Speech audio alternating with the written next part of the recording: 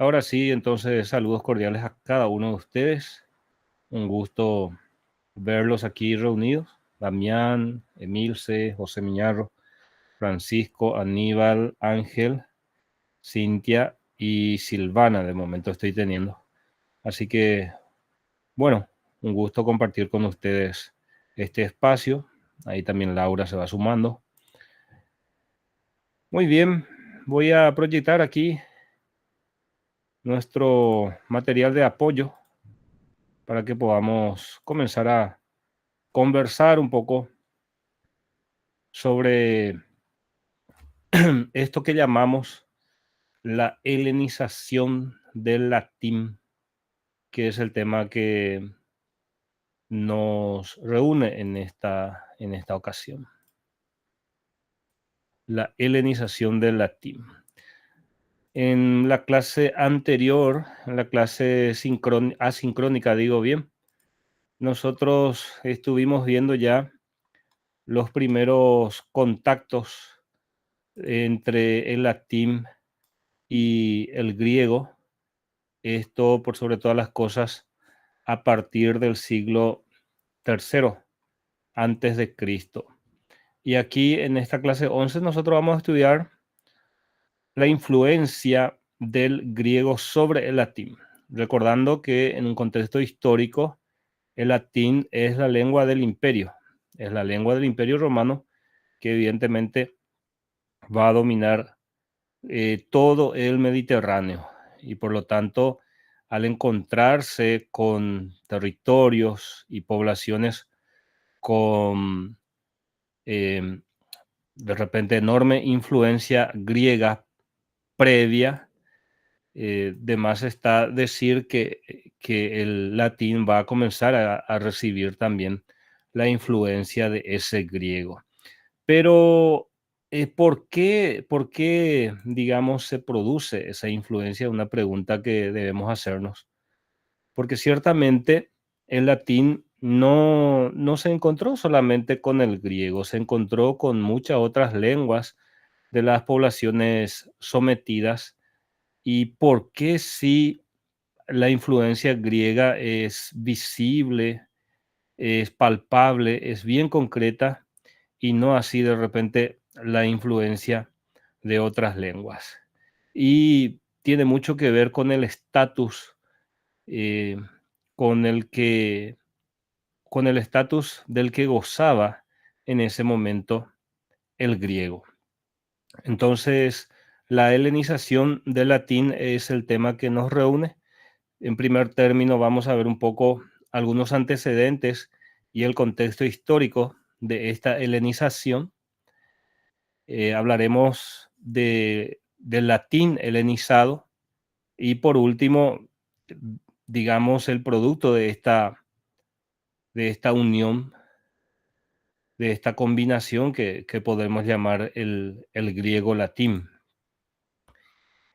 Hablar de helenización del latín, en primer término, nos obliga a recurrir brevemente a la historia, y esto es un tema que ya habíamos observado en Historia de la Civilización. Hoy le vamos a dar un enfoque eh, lingüístico, cultural de repente. Y en la península de los Balcanes rápidamente comienza a surgir el reino macedonio, que se destaca por sobre todas las cosas cuando el rey Filipo II Macedonio eh, étnicamente hablando, digamos que los macedonios también eran griegos, pero de una rama un tanto alejada ya de los griegos, digamos, clásicos. De igual modo, entonces nosotros tenemos que los griegos em, demostraron una oposición radical a ser súbditos de un amo que ellos consideraban menos civilizado, porque cuando el reino de Macedonia comienza a dominar, gracias a su ejército, a su poderío militar, toda la región, comenzando por la península de los Balcanes, y abarcando a las ciudades-estados griegas, a las polis griegas. Evidentemente, entonces los griegos comienzan a caer bajo su poder y ellos, a pesar de ese sometimiento militar, se negaban a recibir una especie de sometimiento cultural, debido a que Macedonia se había convertido en la principal potencia entonces del mundo griego. Ahora, el mismo Filipo II tenía un concepto un tanto interesante de los griegos. Podríamos decir que los tenía en estima. Tal es así que nos cuenta la historia que Filipo II incluso procuró que las polis griegas que justamente en ese siglo IV estaban involucradas en pleitos, rencillas y conflictos. Entonces el mismo Filipo II había intentado que estas polis griegas de repente pusieran fin a esos conflictos y que se unieran con él contra un enemigo mayor que era el imperio persa, ¿cierto? Ahora, eh, la conquista del imperio persa em, para, digamos, para Filipo II no fue posible. Ahora, ¿por qué no fue posible? Porque se produce su asesinato en el 336, antes de que pudiera llevar entonces a cabo la invasión de este imperio que los macedonios tenían entonces hacia, hacia el este, ¿no? Ahora, le va a corresponder a su hijo Alejandro, el futuro Alejandro Magno, llevar a cabo esa invasión. Entonces aquí resalta que Filipo fue el que logró la unificación de Macedonia, creó un poderosísimo aparato militar que le llevó, por ejemplo, a someter entonces a los griegos. Todo esto estamos hablando pues en la segunda mitad del siglo IV antes de Cristo. Y aquí lo tenemos a Alejandro Magno. Era muy joven, ciertamente, cuando se convirtió en rey de Macedonia. Recordar en ese sentido que tuvo como maestro nada más y nada menos al filósofo Aristóteles, que en cierto sentido ejerció una influencia preponderante en él, en su formación intelectual, filosófica, por sobre todas las cosas, ¿no? Entonces, em, llega al poder a los 20 años y en los 12 siguientes años va a llevar a cabo una serie de conquistas que iba a permitir la formación de uno de los imperios más grandes de la historia de la humanidad.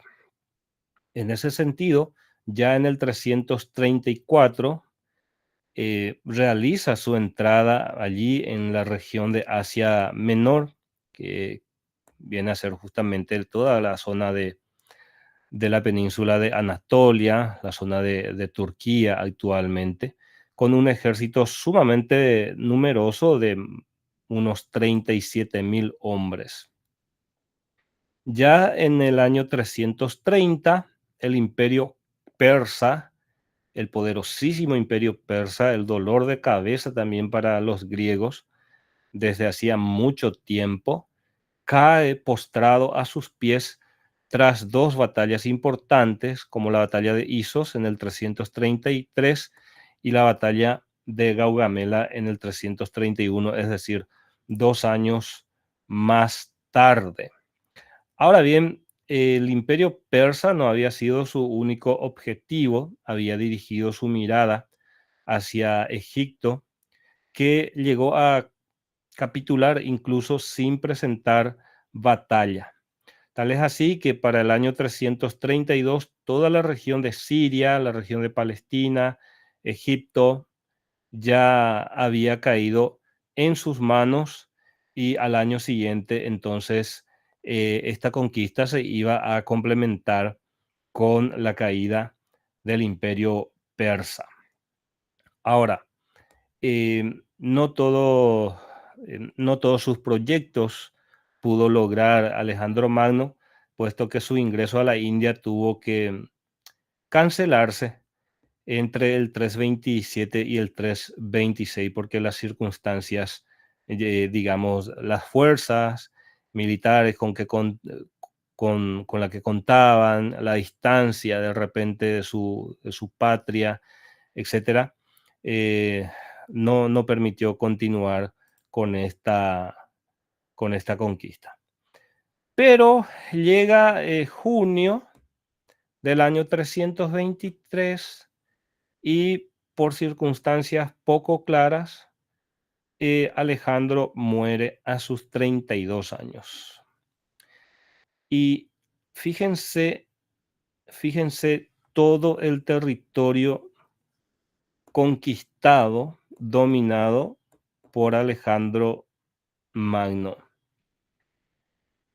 Observamos la región de Egipto, ¿no? Por ejemplo, aquí en el noroeste de África, toda la región de Palestina, Siria, toda esta región de Asia Menor, toda esta región de Media y Persia, hasta, digamos, el Valle del Indo. Entonces, aquí cabe preguntarse, ¿no? ¿Qué ocurre con el extenso imperio macedonio de Alejandro Magno tras su muerte? ¿Verdad? Porque hay que entender también que esta expansión del imperio de Alejandro Magno también significó la expansión ya de la cultura griega, de su lengua y también de otros componentes de la misma, incluso de su religión. Entonces, toda esta región, en cierto sentido, recibió la influencia helénica o griega, y ese es el proceso histórico y cultural que se conoce como la helenización. Entonces, salvando o saltando de repente ciertos años, nosotros llegamos a ver que en este extenso territorio del extinto imperio macedonio terminaron con algunas diferencias de años, estableciéndose los llamados reinos helenísticos. Y hablamos principalmente de 4 reinos helenísticos. El reino Antigónida de Macedonia, que podríamos decir vendría a ser como la heredera tradicional de repente de este imperio, puesto que se gestó y se desarrolló en la región de Macedonia. Este reino perduró entre el 276 y el 168. Ahora, ¿qué ocurre en el año 168? Perseo, rey macedonio, digamos, es derrotado ante el romano Emilio Paulo, lo que significa entonces que el reino Antigónida de Macedonia cae bajo el poder de ese entonces la República Romana. Nosotros muchas veces pensamos que Roma solamente se expandió en la época imperial y la cosa no va por ahí. Ciertamente ya en la época de la República, que más o menos se extiende hasta el 29 antes de Cristo, algunos llevan hasta el 27, había, se había expandido de una forma también muy interesante. Lo que a nosotros nos interesa en este caso es que este reino de Macedonia, este reino helenístico de Macedonia, cae en poder de los romanos en el 168. Luego tenemos el reino de Pérgamo. más específicamente el reino atálido de Pérgamo en la región de Asia Menor. Esto se funda en el 241 y perdura hasta el año 133. Aquí el rey Átalo III directamente se entrega a Roma, legando su testamento de forma pacífica, por decirlo así, ¿no? Entendiendo que la situación no daba para enfrentar el poderío de la República Romana. Entonces, en el año 133, pues ya tenemos otro reino helenístico bajo el poder de los romanos. El tercer reino helenístico es el llamado reino Seleucida de Siria, llamado así porque fue fundado por Seleuco, uno de los hombres fuertes de Alejandro Magno, y en el año 64 a.C. fue también conquistado por los romanos, en este caso al mando ya del más conocido Pompeyo. Y por último, el reino tolemaico de Egipto, fundado en este caso por Ptolomeo en el año 305 y que perduró hasta el 30 a.C. ¿Qué ocurre en el 30 a.C.? Pues Octavio, también romano, pues conquista Egipto y se produce el suicidio de la famosa Cleopatra, en este caso la última gobernante de una dinastía griega y de la dinastía tolemaica del antiguo Egipto. Entonces, todos estos reinos helenísticos, como pueden observar, con variaciones cronológicas, ciertamente terminaron cayendo en poder de los romanos. En este mapa podemos observar de repente los distintos reinos y otras entidades políticas existentes en la época.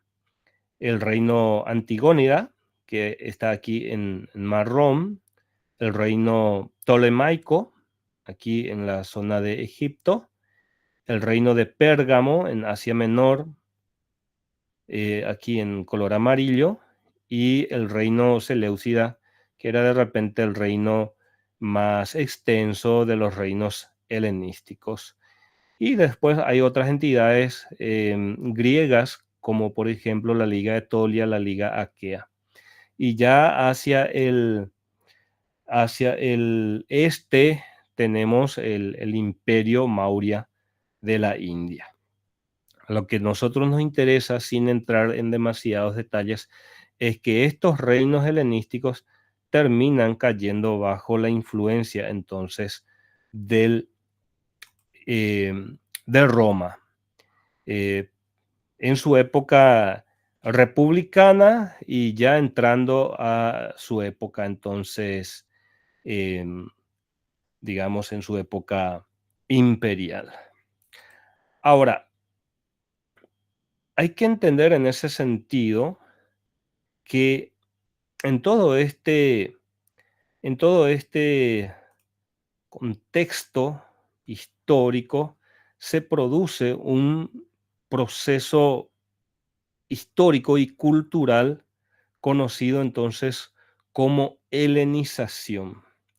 En todo este contexto que estamos viendo de la conquista de Alejandro Magno y luego incluso la formación de los reinos helenísticos, todo este contexto, en todo este contexto se dio la helenización. Ahora, ¿a qué hace referencia la helenización? Como pueden leer ahí, hace referencia, por lo tanto, a la adopción o a la asimilación de la cultura griega por parte de otras poblaciones. Entonces, entre el siglo IV hasta el advenimiento del Imperio Romano, nosotros tenemos una enorme difusión de la cultura griega, entendida esta como la expansión de la lengua, específicamente de la lengua koiné, y de otras costumbres. Por lo tanto, si vamos a colocar de repente una cronología, un espacio eh, de tiempo en el que se produce esta helenización, podemos hablar entonces entre el fin del imperio macedonio hasta la caída entonces de Egipto, de Cleopatra, de los Ptolomeos. Este proceso de helenización, como ya les adelanté, entonces se caracterizó, por un lado, por la expansión de la lengua koiné en toda esa región que estuvimos observando. También una fuerte influencia de la cultura griega sobre estas poblaciones ya helenizadas. Esta influencia se puede evidenciar en los estilos arquitectónicos, en la literatura, en la difusión de la filosofía. Por ejemplo, podemos observar estilos arquitectónicos, ya sea dóricos, corintios, o de repente también, me olvidé del otro clásico estilo arquitectónico griego, son tres principalmente. Pero podemos observar, por ejemplo, arquitecturas griegas en otras latitudes muy lejanas de Grecia. Podemos ver incluso, por decirlo así, entre comillas, copias de la literatura griega en otras latitudes, incluso en Roma, como habíamos visto en la clase asincrónica, incluso en Roma, personajes políticos, literatos, juristas influyentes escribían en griego o utilizaban en griego en sus discursos. En fin, la lengua griega y la cultura griega en sí, expandida por varias regiones eh, en las que estamos estudiando. Y también se produce una especie de sincretismo religioso en estas regiones, en el sentido de que las religiones griegas se mezclan con las creencias nativas. Y hay una cita que aparece aquí en nuestra diapositiva y dice: el periodo helenístico fue a su manera, dice, una era vibrante. Surgieron y florecieron nuevas ciudades, nuevas ideas filosóficas, conquistaron las mentes de muchas personas. De hecho, hay todo una corriente, un conjunto de corrientes filosóficas que se conoce como filosofía helenística, que no hay que confundir, por ejemplo, con la filosofía griega. Y llegarán a estudiar eso, el estoicismo, el epicureísmo, el escepticismo, em, principalmente, ¿no? No sé si dije estoicismo, bueno, pero esas son las corrientes que entran dentro de esta llamada filosofía helenística. Ahora, las características de esta filosofía helenística, también el cinismo, gracias, Joan, estas corrientes filosóficas, a su vez, responden a un contexto histórico específico. Por eso es que muchas veces nosotros, o todas las veces, mejor dicho, cuando leemos filosofía y cuando estudiamos una corriente filosófica, en primer término debemos procurar contextualizarlo históricamente. Hay que darle una ubicación temporoespacial para poder entender. ¿Por qué los filósofos estoicos, por ejemplo, insistían en la necesidad de que el individuo conociera su lugar en el universo y aceptara esa realidad, y a partir de allí entonces alcanzar la llamada ataraxia, la calma, ¿no? La tranquilidad, la paz del espíritu? ¿O por qué, por ejemplo, los epicureístas hablaban de digamos, de un hedonismo racional? ¿O por qué los escépticos decían que la cuestión pasaba por no emitir ningún tipo de juicio, ni a favor ni en contra de nada, ¿no? Todas esas son situaciones perdón, todas esas son formas de pensar que responden a una época. No digo que no tengan aplicabilidad actual, pero solamente señalo de que es importante contextualizar a la filosofía helenística para poder comprender a cabalidad el porqué de esas ideas. Entonces, se dieron logros importantes en el arte, la literatura, la ciencia, la cultura griega, entonces se difundió por todo el cercano oriente y dejó huella en cualquier parte a la que se la llevara. Y a eso llamamos entonces la helenización. Hablemos ahora de la conquista romana y el encuentro con el griego. Roma, em, como vimos también en su momento en Historia de la Civilización, Roma alcanzó su máxima expansión a inicios del siglo II, específicamente durante el gobierno de Trajano en el año 117. Pero en la etapa previa que nosotros venimos estudiando, en todo ese primer siglo de la era cristiana, la expansión era aceleradísima, ¿no? Que ya se había dado evidentemente en la época de la República. Es interesante que ustedes recuerden que hablamos de 3 periodos de la historia de Roma, ¿no? La época de la monarquía, la época de la república y la época del imperio, ¿no? Que va hasta el año 476, si bien es cierto, el imperio romano de Oriente va a seguir existiendo hasta el año 1453. Bueno, entonces, la conquista de Roma sobre otras poblaciones, sobre otros territorios, eh, no necesariamente implicaba la destrucción de estos pueblos, sino más bien el sometimiento a una condición de pueblos tributarios.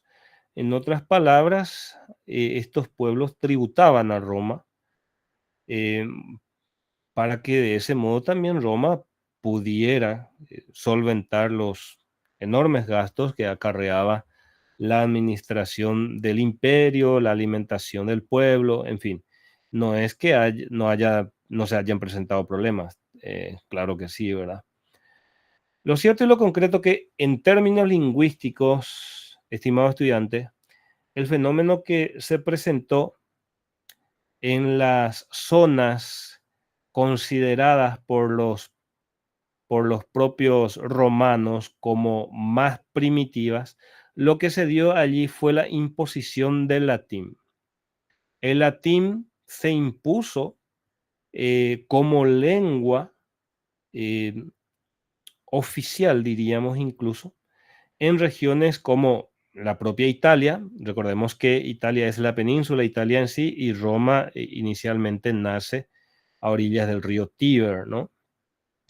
Entonces, en la región de la Galia, en las Islas Británicas, en Inglaterra, en la región de Hispania, la península ibérica, en la región de Germania, Panonia, Iliria, África y también incluso, eh, incluso esto sobre ciudades griegas que se habían fundado en dichos lugares en la época en que estas eran antiguas colonias mediterráneas, porque recordarán ustedes que en algún momento de su historia toda la región del Mediterráneo ejerció una influencia colonizadora de los griegos.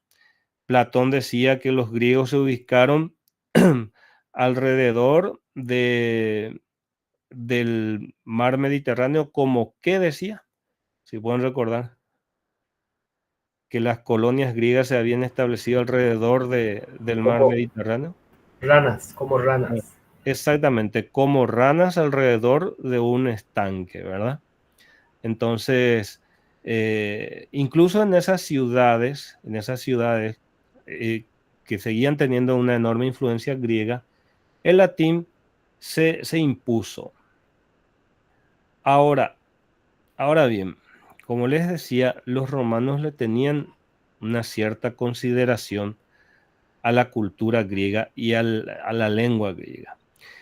Porque a diferencia de lo que ocurrían en estas regiones, entre comillas, más primitivas, nos dice nuestro texto que con ese encuentro que se da desde el siglo III antes de Cristo, se produce poco a poco en una helenización de Roma.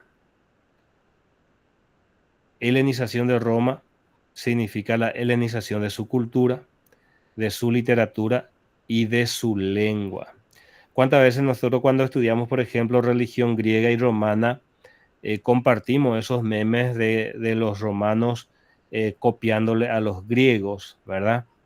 Y si bien es cierto, es una manera demasiado simplista de explicar el proceso, en realidad hay una influencia de la cultura griega sobre la cultura romana a partir del siglo III antes de Cristo. También hemos visto eso en la clase pasada, que incluso la primera literatura romana fue de repente copia de la literatura griega. Y cuando fue surgiendo una literatura propiamente romana, tenía o seguía teniendo una enorme influencia griega. En fin, los griegos ejercieron una influencia en la cultura romana a partir del siglo III antes de Cristo. En la región del Oriente, más adelante, el griego va a lograr mantenerse al igual que en los reinos helenísticos de Asia. Entonces, para que podamos entender cómo el idioma griego no es que sufrió ninguna desaparición con el avance de los romanos sobre las poblaciones griegas, pero sí se impuso principalmente en las regiones consideradas por los propios romanos como más primitivas. Y más allá de que el latín era la lengua oficial, el griego seguía siendo utilizado por militares y autoridades políticas. Esto en la región de Grecia conquistada y también en la región de Oriente, hacia el este. Por eso nos dice que el griego era la lengua de las poblaciones cultas y urbanas y la lengua internacional en el oeste.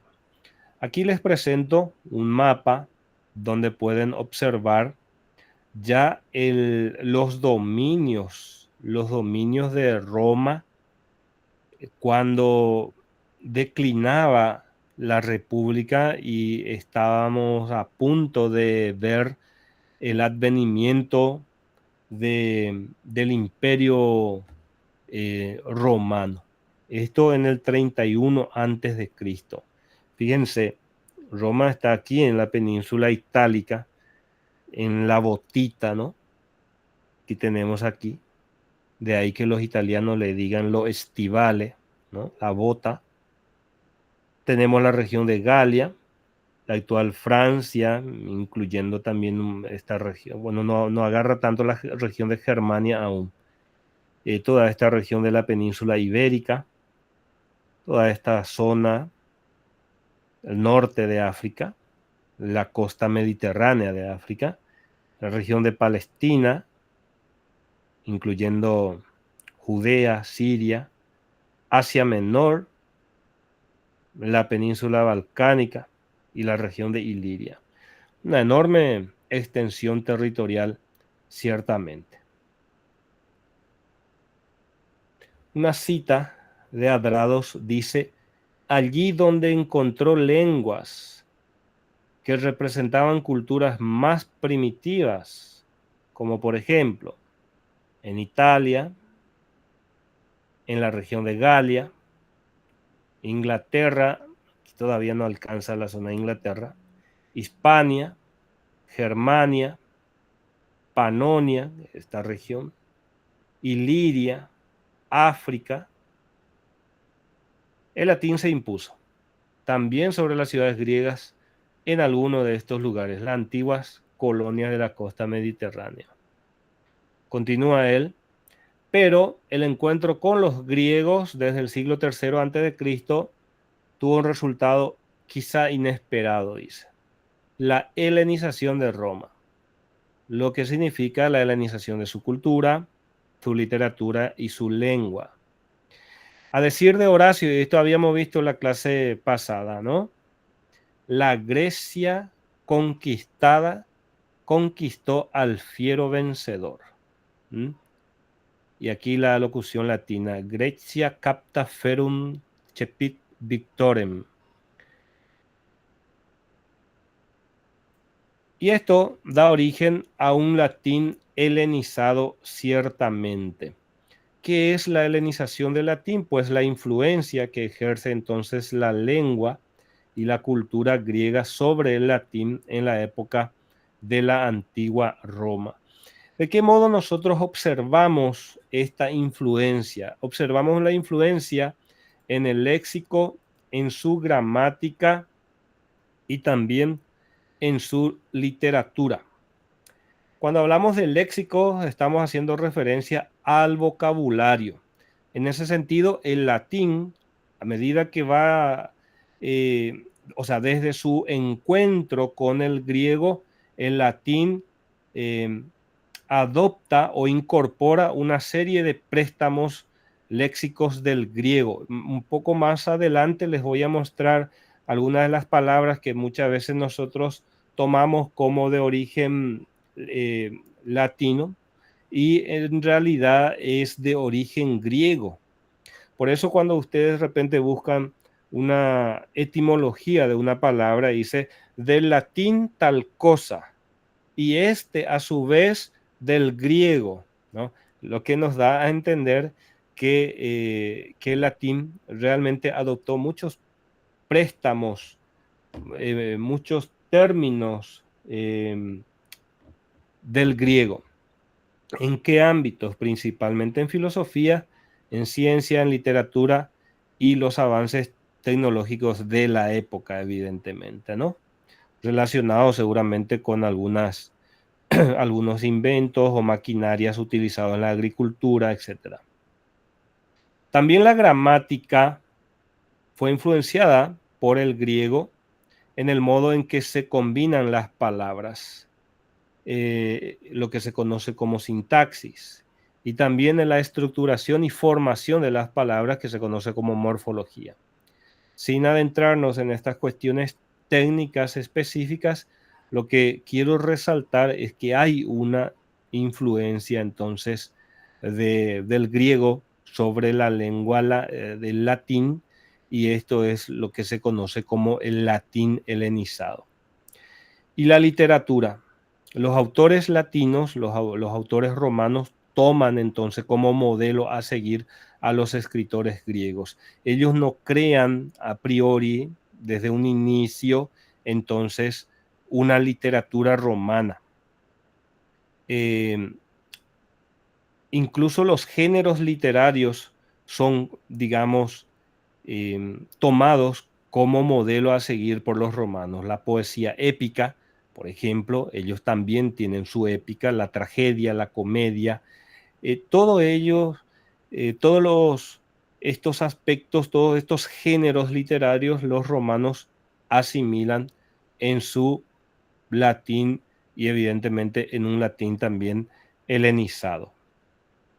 La historiografía romana sigue ciertos modelos de Heródoto y Tucídides, por ejemplo, y los filósofos romanos también se inspiraron en sus pares griegos. O sea que es innegable la influencia en ese sentido de la cultura griega sobre la cultura romana en general, y de forma particular la influencia de la lengua griega sobre la lengua latina. Esto se puede observar específicamente a partir del siglo II antes de Cristo. Este es un proceso que continuó con el tiempo a lo largo de toda la antigüedad y evidentemente hay variaciones de acuerdo a la época y de acuerdo también a la manera como se produjo ese encuentro entre griegos y romanos. Y lo que les decía, quiero presentarle algunos vocabularios que hasta el día de hoy utilizamos evidentemente y que son préstamos del léxico griego al léxico romano. Por ejemplo, en el himno litúrgico romano encontramos la expresión triunfus. Triunfus, un vocabulario de origen griego. Como triunfus, evidentemente ya es, digamos, del latín, pero en sus orígenes parte del griego. En las obras de Livio Andrónico, por ejemplo, encontramos algunas expresiones: coturnus, purpureus. En Nevio, por ejemplo, barbarus, melos, nauta. Todas estas son de repente palabras griegas asimiladas por los romanos.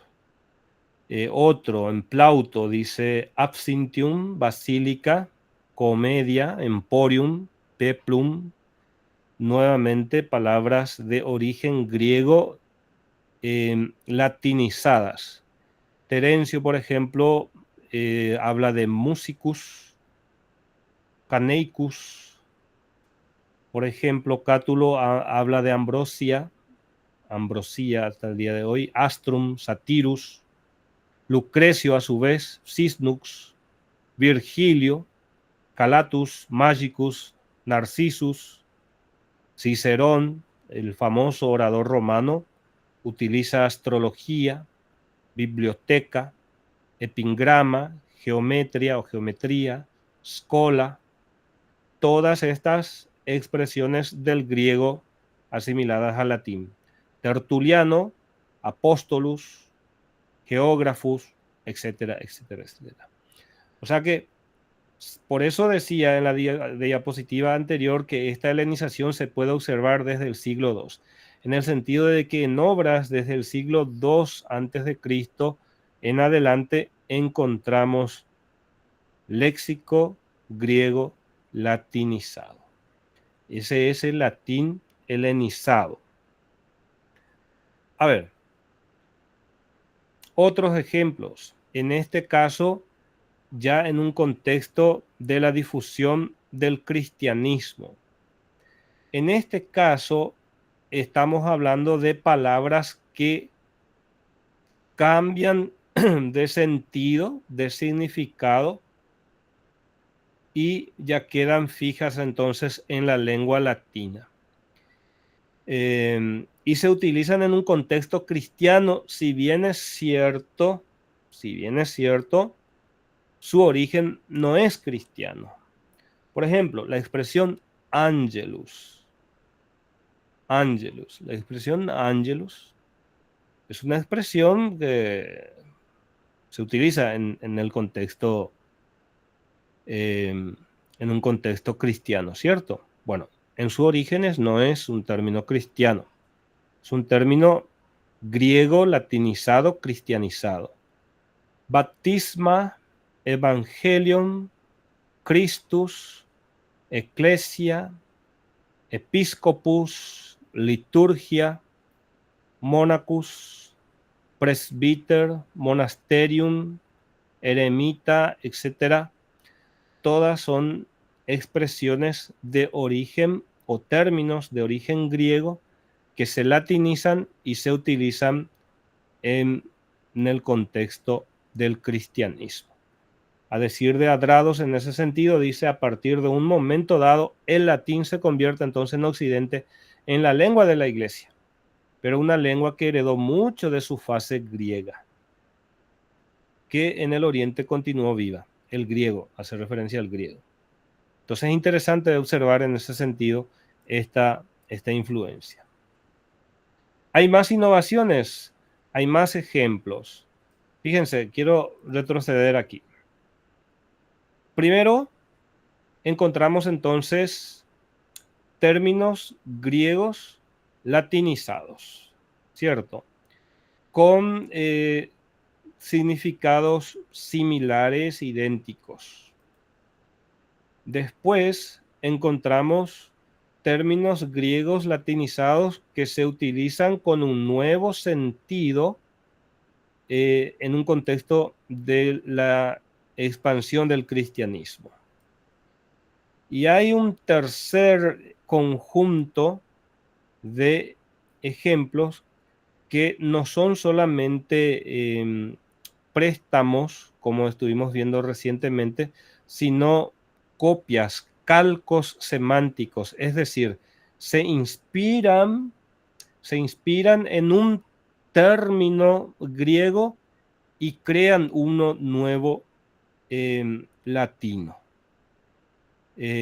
Por ejemplo, esta expresión philoginaios, que se traduce en el griego como amigable,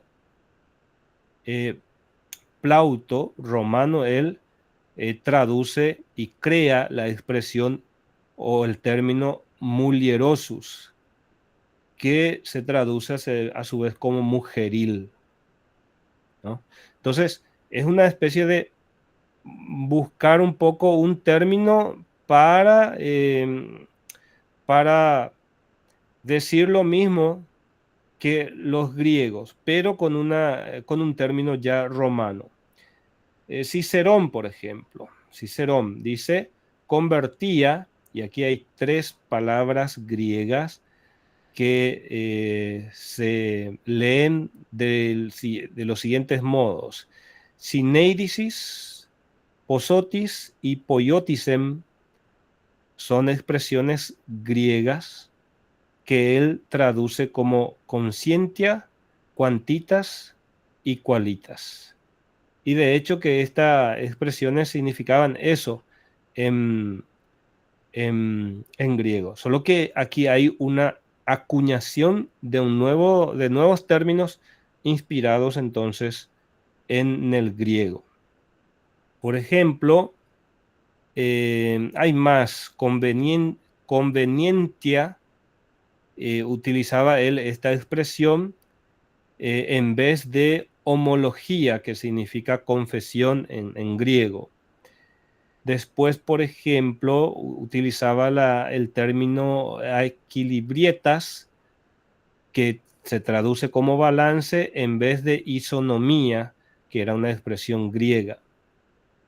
Y así sucesivamente una serie de términos que pueden ver en Adrados, términos romanos inspirados entonces en términos griegos, pero que si observamos así podemos ver que en términos de pronunciación, etcétera, difería bastante. Pero de igual modo son calcos, son copias semánticas que llevan a la creación de nuevas palabras, entonces es interesante ver nuevamente que en este caso incluso se percibe una influencia griega. Bueno, con el tiempo, la influencia del griego sobre el latín era tanta, ¿no?, que al final de cuentas, en términos lingüísticos, se habla de un griego-latín. Quiero compartir algunas citas que extraje de Adrados al respecto. Dice: de todos modos, a la larga entonces, quedó firmemente asentado en el latín una gran proporción del léxico griego. Primer aporte, gran proporción. No estamos hablando de pocas palabras, no, gran cantidad de palabras. Nosotros hicimos en un par de diapositivas y citamos como 30, ¿no? Y lo que es sin duda más importante, dice, de elementos formativos griegos. El latín tenía, pese a todo, dice, una proporción de elementos griegos inferior a las lenguas europeas de hoy. Claro, día de hoy las lenguas europeas, evidentemente la influencia del griego es aún mayor. Dio solo el modelo, el punto de partida para proceder de estas, dice. Entonces, este es el greco-latín, del que he hablado, dice Adrados, que presentaba rasgos sintácticos semejantes e idénticos a los del griego.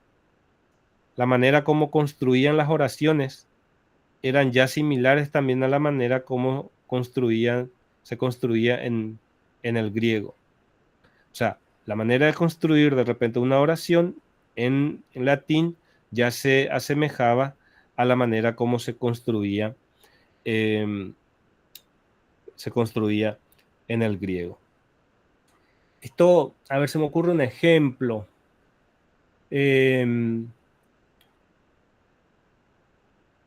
En guaraní, en castellano, por ejemplo, la manera como se construyen las oraciones varía mucho.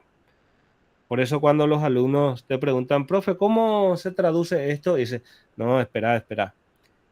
No se traduce de forma tan literal, nosotros solemos decir. No sé si se le ocurre algún ejemplo. A ver si está nuestro profe de guaraní también, Iván, por ahí si nos puede dar una mano.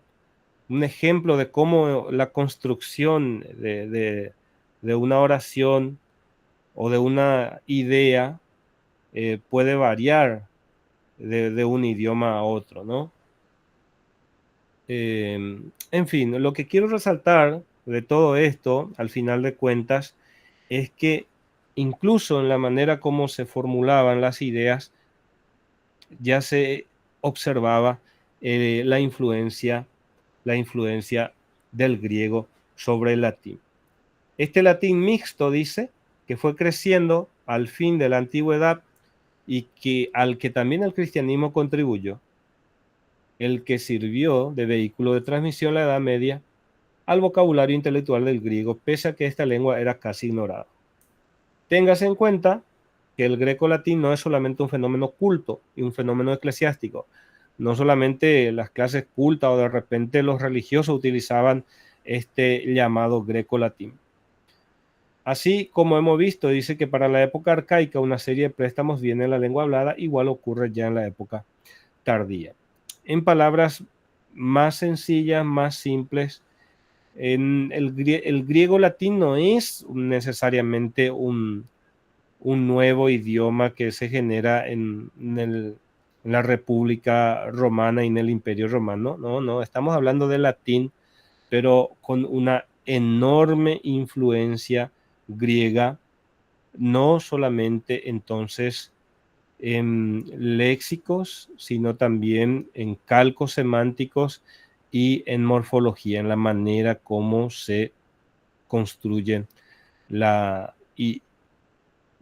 ideas y las palabras en sí. Bueno, y es lo que quería presentarles el día de hoy, estimados estudiantes, en esta clase número 11. Entonces, en primer término vimos ciertos antecedentes históricos del contexto, el latín helenizado y el producto de este latín helenizado, que es un griego, un latín muy, muy griego, por decirlo así, ¿no? Nosotros diríamos acá muchas veces un portuñol, un guarañol, etcétera, ¿no? Entonces, no es sencillamente, insisto, no es sencillamente la utilización de ciertas palabras que vendría a ser el famoso YGA, ¿verdad? No es sencillamente un YGA, estamos hablando de un cambio en la estructura de la lengua o del idioma latín que se genera a partir del contacto con el griego. Y bueno, es lo que quería presentarles, estimados estudiantes. No sé si tienen algún aporte que quieran hacer, algún comentario, alguna duda.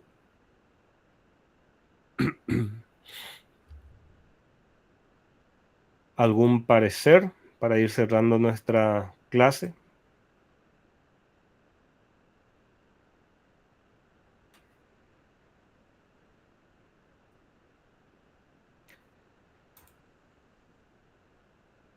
Bueno. Muy bien. Podemos ir cerrando nuestra clase. En unos minutos más yo voy a subir los materiales de esta clase. Es una clase sin tareas, pero siempre subo ahí los textos para que de repente puedan darle una mirada.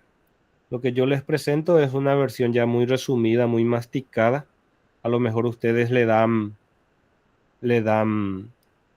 una lectura distinta o complementa. Sí, Francisco dice que llueve mucho, no se escucha, no se va a escuchar por el micrófono, ¿cierto? Está bien, Francisco. De igual modo, muchas gracias por el reporte y también por la presencia de cada uno de ustedes. Y seguimos en contacto entonces en nuestro grupo. Algunos los que me pidieron ahí para habilitar el espacio porque no pudieron subir, también voy a estar haciendo en esta noche. Y bueno, que sigan estando bien, que sigan avanzando con su tercera tarea. Nos falta una más. Ya me pondré a revisar minuciosamente cada una de ellas. Y eso, les deseo éxitos, que sigan estando bien y muy buenas noches, buen resto de jornada para ustedes. Buenas Gracias, noches, maestro. profesor. Igualmente. Buenas noches. Buenas Chao, chao. noches. Hasta la próxima.